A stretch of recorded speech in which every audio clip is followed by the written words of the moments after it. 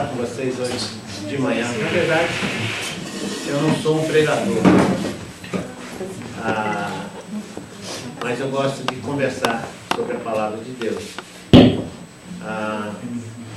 Trabalho há 30 anos com atletas, meu ministério é com atletas há 30 anos. E já aprendi algumas coisas com atletas.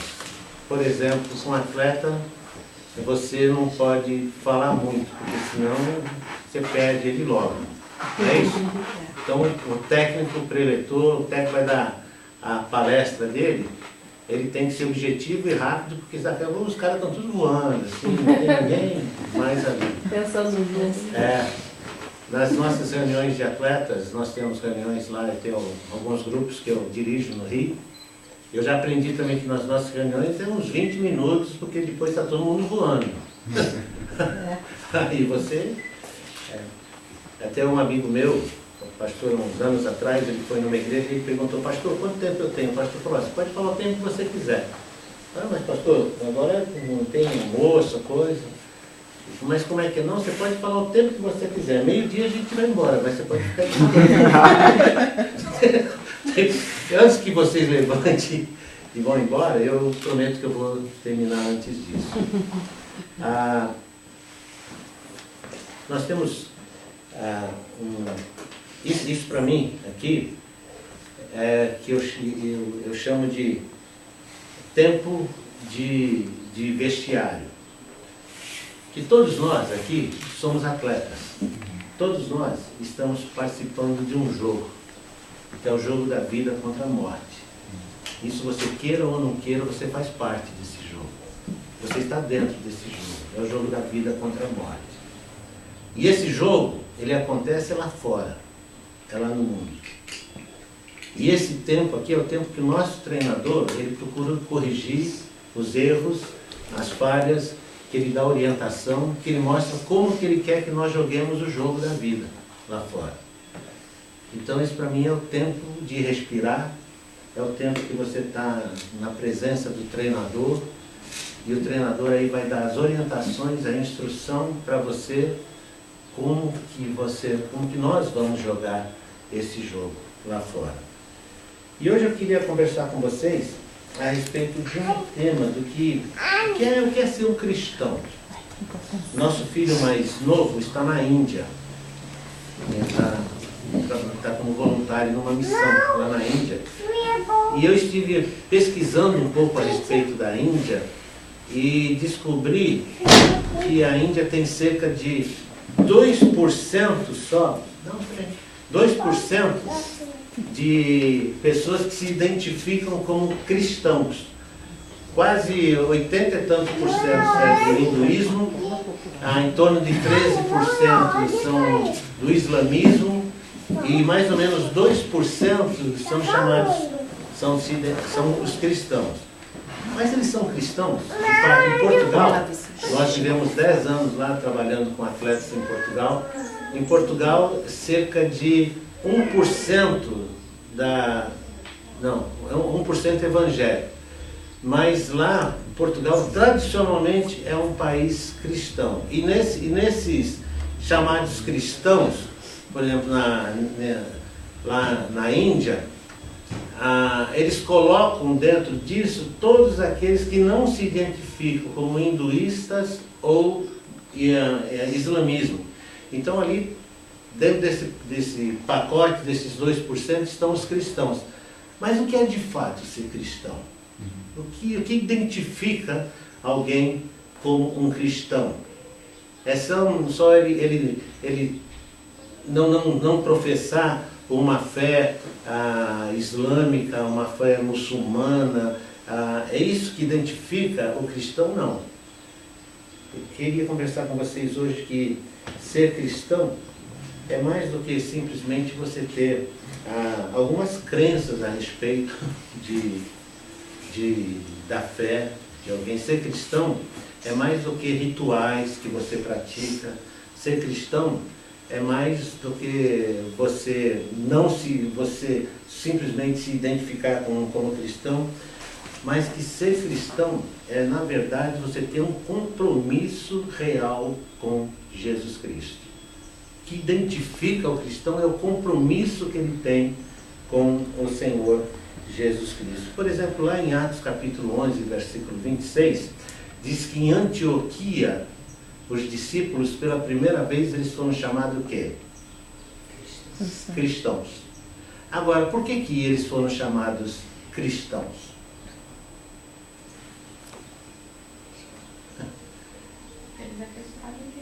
Mais do que isso. Identidade.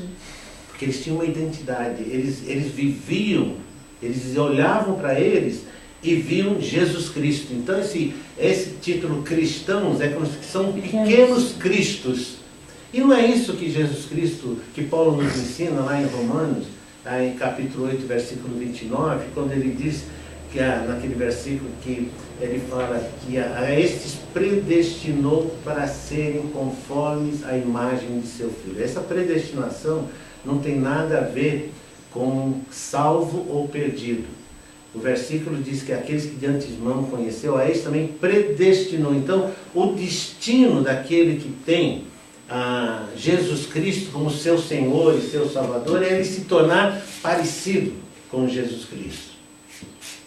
Ele se tornar igual a Jesus Cristo. Eu sei que hoje existe um desses ditados populares que diz assim, né? Faço o que eu digo, mas não faço o que eu faço. Você sabe qual é a versão gospel desse ditado? É assim, não olha para mim, olha para Jesus. Não olha para mim, olha para Jesus, porque eu sou falho. Paulo vai exatamente na contramão disso aí, quando ele diz, sede meus imitadores, como eu sou de quem? Vocês querem saber como é que era Jesus Cristo? Olha para a minha vida. Vocês querem saber como é que Jesus Cristo pensava? Olha para mim. Vocês querem saber como é que Jesus agia nessas situações? Olha para mim. Esse é o alvo. Esse é o alvo. Esse é para que o Senhor nos predestinou. Você já viu que é interessante, né? O filho, quanto mais ele vai envelhecendo, ele vai se tornando mais parecido com o pai. Vai tomando assim as feições do pai. Por exemplo, eu olho para o Fábio e falo, nossa, o pai do Fábio era feio pra caramba. Não, cadê o Fábio? Mas a gente vai, eu pego, por exemplo, fotos do meu pai, já falecido, e vejo meu irmão, vejo minha irmã. É incrível, a gente, Lisado, você vai ganhar uns quilos. Não, vai não. Tá amarrado. Tá certo. Mas então, é o mesmo princípio para nós que somos filhos de Deus. Então, à medida que vamos passando, nós temos que nos tornar mais e mais parecidos com Jesus Cristo. E eu queria que vocês abrissem aí em Colossenses capítulo 2, se você tem a Bíblia. Colossenses capítulo 2.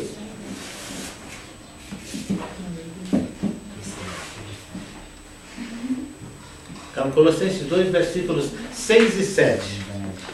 O que diz Colossenses 2, 6 e 7? Talvez tenham outras. Quem achou, fala amém. Quem não achou, diz misericórdia. E quem não tem a Bíblia? Pega ali. Tem duas ali. Vai falar o quê? Quem tem a Bíblia tem que ter. Senta do lado de um crente, ué. Colossenses capítulo 2, versículos 6 e 7. O que diz esses versículos? Pode ler, aí, alguém lê para nós. Portanto, assim como vocês receberam Cristo Jesus, o Senhor, continuem a viver nele, enraizados e edificados nele, firmados na fé, como foram ensinados, transbordando de gratidão. Paulo está escrevendo à igreja de Colossos, ele diz o que? Ora, como recebestes a Cristo Jesus? Como que nós recebemos a Cristo Jesus? Como você recebeu a Cristo Jesus? Como é que nós recebemos a Cristo? Tan, tan, tan, tan. Alguém já disse, assim, quer colocar a igreja calada? Faça uma pergunta. Né? Como que nós recebemos a Cristo? Através da palavra. Pela palavra. O que diz lá? O versículo. Que nós, pela fé, que nós recebemos a Cristo. Né? É pela fé, não é? É a fé. Nós, É acreditar no que a gente não está vendo, né? Mas está sentindo. é a fé em Cristo Jesus. É pela fé que nós recebemos a Jesus. Como é que o pessoal lá no passado, no Velho Testamento, eles eram salvos? Pela fé. Então, sempre foi e sempre será fé em Jesus Cristo. É a fé. Lá no passado, aqueles que viveram antes do Calvário, eles olhavam um ponto no futuro, a promessa que Deus enviaria o Messias. Aliás, Deus não tomou uma bola nas costas quando Adão e Eva pecaram. Se você ler, desculpa a linguagem de jogador de futebol, é o vício. Mas Deus não foi pego de surpresa. De repente, assim, que agora Adão e Eva pecou de alguma coisa, o que a gente vai fazer? Vamos bolar um negócio rapidinho aqui, porque para resolver a situação. Não, diz que lá, antes da fundação do mundo, Deus já havia providenciado. Deus já sabia o que ia acontecer. Então, a fé sempre foi a forma de nós termos esse relacionamento com Deus, né? E, aliás, a Bíblia diz que sem fé é o quê? É impossível agradar a Deus. Então, nós recebemos a Cristo, Jesus, pela fé. E ele está dizendo, como você recebeu a Jesus Cristo? Foi pela fé?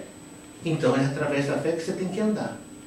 Infelizmente, lá em Gálatas, Paulo até fala aos Gálatas, capítulo 1, versículo 6, se eu não me engano, como depois de vocês terem recebido a Cristo pela fé, agora vocês querem andar de outra maneira. Então, como se nós recebemos a Cristo pela fé, é pela fé que nós devemos andar. Então, como receber a Cristo, Senhor? Assim andai nele. E há uma diferença entre andar nele e andar com ele. Tem muita gente que quer andar com ele. Jesus é meu amigão, meu camarada, está aqui, ó, legal, paz e amor, dá uma cheirada na flor e tal. Mas não é nada. É uma diferença entre você andar nele e andar com ele. E ele vai nos dizer no versículo 7 o que significa andar nele. A primeira palavra que ele usa 4 palavras ali. A primeira palavra que ele usa, e é interessante a tradução que ela deu, que ele diz, nele enraizados. Nele enraizado. Essa ideia é a mesma, aquele que, do agricultor, ou daquele que vive na roça, já viveu na roça, sabe o que é isso? Que planta lá a semente, aí aquela sementinha, ela começa a crescer, né? Ela bota as raízes, e dali das raízes, depois que ela firma as raízes, ela começa a crescer. E aí ela vai crescendo e vai se tornando cada dia uma árvore e tal. Então a ideia é que nós fomos plantados em Jesus Cristo. Nós somos plantados nele, assim andar nele, plantados. Está como uma planta. E é nele que você tem que fincar as suas raízes, não é em outra coisa, não é em outras ideias, não é em outros. É no Senhor que você tem que ir as suas raízes. À medida que o tempo vai passando, você tem que ir cada vez mais sendo enraizados nele. Por quê?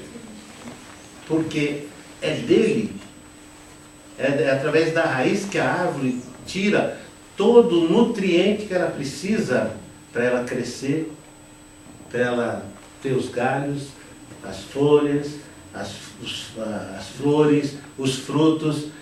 Por isso que Jesus disse lá no João 15, na parábola da videira, que ele diz que nós temos que estar, todo aquele que está na figueira, colado ali, esse dá fruto. Se você tirar o galho e jogar lá no chão, ele não adianta ficar uma força para produzir, não vai produzir nada. Então o que Paulo está nos ensinando aqui, que é do Senhor que nós vamos tirar tudo que nós precisamos para nós crescermos. É do Senhor que nós temos que nos alimentar, porque à medida que nós nos alimentarmos do Senhor, Ele vai produzir através de nós os frutos. Não sou eu que produzo os frutos. Não sou eu que gero os frutos. Mas eu gero através do alimento que eu tiro do Senhor, da nutrição que eu tiro dele. É daí que então eu vou ter tudo o que eu preciso, né? É por isso que é importante nós alimentarmos diariamente com a palavra de Deus, né? Eu me lembro quando era garoto pequeno lá em Barbacena, lembra desse personagem? Tinha um ditado que dizia assim, o pessoal era naquela época assim, da minha adolescência, era assim: ô Fabinho, eu estou contigo e não abro. Quer dizer, nós estamos juntos, somos parceiros nisso daí. Tem muita gente que faz isso com a Bíblia. Se a Bíblia, eu estou contigo e não abro. E não abre mesmo. Fica fechada, literalmente, fica fechada lá, não abre mesmo. Nunca se alimenta da palavra de Deus. E se nós não nos alimentarmos da palavra de Deus, eu, como eu disse para vocês, estou muito ligado com atletas, né? E se o atleta ele não tem a dieta dele, não mantém a alimentação dele, quando vai para o jogo, o que acontece?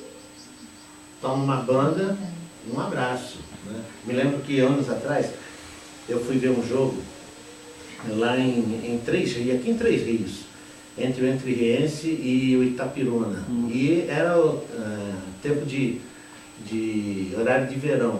E ali não tinha iluminação. Então o jogo do Júnior foi a 1h da tarde. Só que 1h da tarde é meio-dia, no horário de verão. E aí começou o jogo da equipe de juniores lá, porque o jogo do profissional era às 3h da tarde, por causa de aproveitar o sol. E aí quando começou, tinha mais ou menos uns 15 minutos, sei lá, 20 minutos de jogo, tinha um jogador do Entrerriense aqui, caiu duro lá, uns zagueiros. Pum! Caiu lá. Tinha um sol para cada um naquele dia, assim, sabe? Recomendável. E aí, como eu conhecia o pessoal lá, passaram com um garoto perto de mim, assim, vindo pro vestiário, o médico foi, eu fui atrás lá. Aí o médico lidou lá com ele. E depois eu falei: o que houve com ele, doutor? O que aconteceu? Ele falou: não, isso aqui é o seguinte, aqui nós não temos concentração para os juniores, então eles vão para casa, e eles vêm de casa direto para o jogo. E esse garoto mora longe, então ele não tomou café da manhã e não almoçou.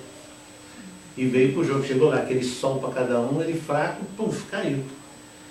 Isso acontece na nossa vida cristã. Se nós não nos alimentarmos da palavra, se você não estiver firmado na palavra, se as suas raízes você não estiver sugando, o inimigo vem dar uma banda em você e você vai mesmo. Aí um sol para cada um. A gente está lá. Então, isso, ele está dizendo: olha, nós temos que, você tem que andar nele, você tem que estar arraigado nele, você tem que estar plantado nele. É com ele que você vai caminhar. Aí ele usa uma outra palavra aqui, nele edificados, ou ele diz sobre edificados. Essa é a ideia de um prédio que está em construção. Nós estamos em construção. Lá ele escreve em Filipenses capítulo 1, versículo 6, e ele diz, né, que aquele que começou a boa obra em vós, vai fazer o quê? Vai completar até o dia de Cristo Jesus. Então, o Senhor está fazendo uma obra na nossa vida. Ele está trabalhando na nossa vida. Ele está nos construindo, né? Se a gente pode dizer assim. Eu diria que uma coisa que poderia definir a nós hoje, nós podíamos andar assim com, sabe esses homens sanduíche que faz propagandas, uma placa no peito e nas costas, em obras. Nós Tem um estamos... livro com esse nome em obras. Tem um livro com esse nome. Então, em obras, isso, nós podíamos andar assim. Então, nós estamos sendo construídos. Agora, cada um é construído na medida que ele permite ao Espírito Santo de Deus trabalhe na sua vida, trate na sua vida. A questão não é tanto o quanto nós temos do Espírito Santo, né? Mas quanto o Espírito Santo tem de mim. Essa é a diferença na obra, né?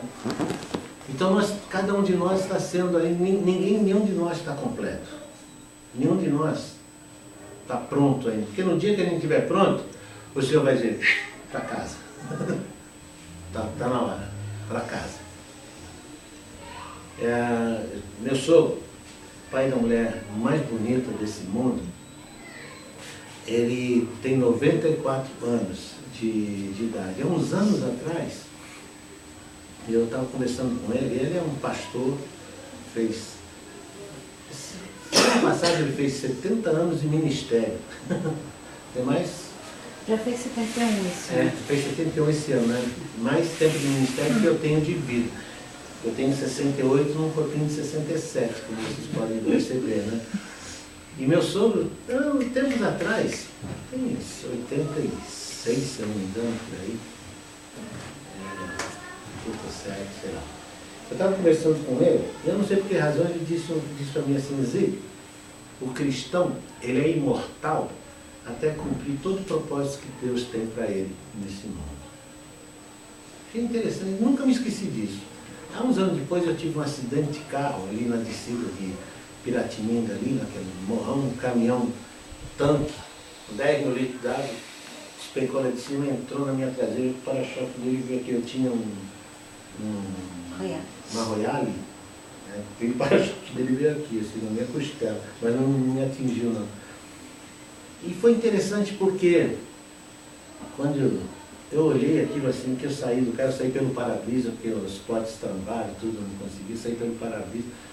O bombeiro chegou do meu lado, quando chegou o bombeiro lá, eu estava do lado do carro, ele botou e perguntou, onde é que foram as vítimas desse carro? Eu falei, não, era eu e minhas sobrinhas estavam comigo. Ele olhou para mim, o senhor estava nesse carro? Eu falei, o senhor estava nesse carro, não entendeu nada. O senhor estava nesse carro. Mas sabe, nós não tivemos um arranhão, nada. E o carro foi perda total mesmo, porque eu não tinha seguro. Eu perdi total mesmo. E aí, mas a coisa que, sabe, foi incrível, que a coisa que ficou na minha cabeça foi aquela palavra que meu sogro tinha me dito, o cristão é imortal até cumprir todo o propósito que Deus tem para ele nesse mundo. E eu fiquei pensando, claro, eu estava grato a Deus por ter fazido, mas falei, Senhor, o que o Senhor tem para mim ainda aqui? Sabe, depois disso eu fui 10 anos para Portugal. Lá. E estou aqui. O Senhor também, na nossa vida, na sua vida, Ele está trabalhando, Ele está construindo. E eu sei que ainda há coisas na minha vida que o Senhor está construindo, que Ele está trabalhando. Então, Paulo diz, olha, nós temos que ser enraigados nele, nós estamos sendo edificados, estamos sendo construídos. É a mesma ideia da árvore que está crescendo. Nós estamos edificados nele, nós estamos sendo construídos nele. Aí ele usa essa palavra depois, aí, confirmados. Esse confirmado parece que vai de encontro, mas não é essa ideia aqui, é da base da onde você está sendo construído. O pessoal aí da arquitetura, engenheiro, até estava brincando, né, porque com o pessoal da arquitetura ontem, que o Beto, filho do pastor Fanini, que era da nossa igreja lá em Niterói, ele fez arquitetura. E o Ariovaldo mexia com ele e falou assim, sabe por que ele fez arquitetura? Que ele não teve capacidade de ser engenheiro e nem coragem de fazer corte e costura. Então por isso que ele fez nem coragem para fazer. Depois que ele é arquiteto. Mas sabe que para ser construída alguma coisa, você tem que ter uma base sólida, né? Jesus fala lá sobre a casa na areia e a casa na rocha, né? Então a diferença é o fundamento. É onde você está construindo, onde você está colocando a sua construção. E aqui o Senhor está colocando da mesma maneira. Nós estamos sendo edificados, mas você tem que ser edificado numa base sólida. E qual é essa base sólida? É Jesus Cristo. É nele. É sobre ele que nós temos que estar construindo essas coisas. E aí, ele está então a ideia da árvore que está plantada e que está crescendo. A ideia do edifício que está sendo construído, mas está sobre uma base sólida. Tudo volta ali para o Senhor Jesus Cristo. E aí ele diz, crescendo, instruindo, crescendo, nós vamos crescer em ações de graça. E fala sobre instruídos, né? Eles foram instruídos por Epáfras, né? Porque, na verdade, na nossa vida cristã, nós temos que ser instruídos, né? Epáfras instruiu a igreja. Epáfras esteve lá dando para os irmãos as ferramentas para que eles pudessem estar se alimentando, trabalhando, construindo. E é interessante que essas 4 coisas aí, né, que ele coloca, que a gente é arraigados, edificados, confirmados, faz com que o cristão ele faça o que? Transborde em ações de graça. Então é gratidão. Aliás, é interessante você ler as cartas de Paulo. Se você vê assim, a saudação de Paulo, ele coloca ali ações de graça, né? Ele sempre coloca, dou graças ao Deus e Pai de nosso Senhor Jesus Cristo, quando eu me lembro de vós, graça e paz da parte de Deus. E também há uma razão porque Paulo coloca sempre nas suas cartas assim, graça e paz. Por quê? Porque a graça, ela antecede. Antes da paz, tem que ter a graça. Porque se não é pela graça, você não vai ter paz. Você até encontra uma paz sem graça, né? Aí tem muita gente que fala assim da paz, se reúne, se discute sobre a paz no mundo, mas eles não querem a graça de Deus. E é por isso que eles têm uma paz sem graça. E Paulo diz, não, a nossa paz nós só vamos alcançar através da graça de Jesus Cristo. E aí ele procura sempre motivos para dar graças a Deus pela vida dos irmãos. Ele fala, eu dou graça quando eu me lembro de vocês, da fé, do amor, da comunhão. Ele procura motivos até para agradecer a Deus. E ele nos ensina e nos mostra que uma das coisas que se requer do cristão é ter um coração agradecido. Ter um coração agradecido. E sabe, se nós não somos gratos nas pequenas coisas, a gente nunca vai ser grato nas grandes coisas também, porque acaba tudo sendo normal, tudo sendo tão natural. Então, a gente tem que aprender a ser grato nas pequenas coisas, para a gente poder também saber agradecer nas grandes coisas. Interessante, né?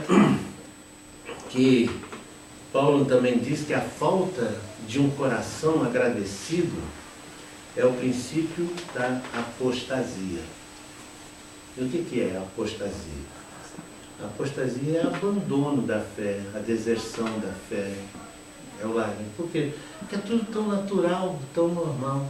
Então, Paulo nos ensina a termos corações agradecidos a Deus e buscar motivos. Uma das coisas que eu faço nas reuniões de atletas, nós temos um motivo, um tempo de agradecimento.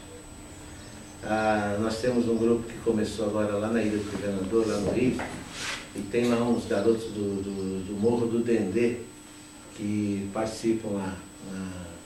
E foi interessante, porque pela primeira vez eu fiz com eles na quarta-feira passada.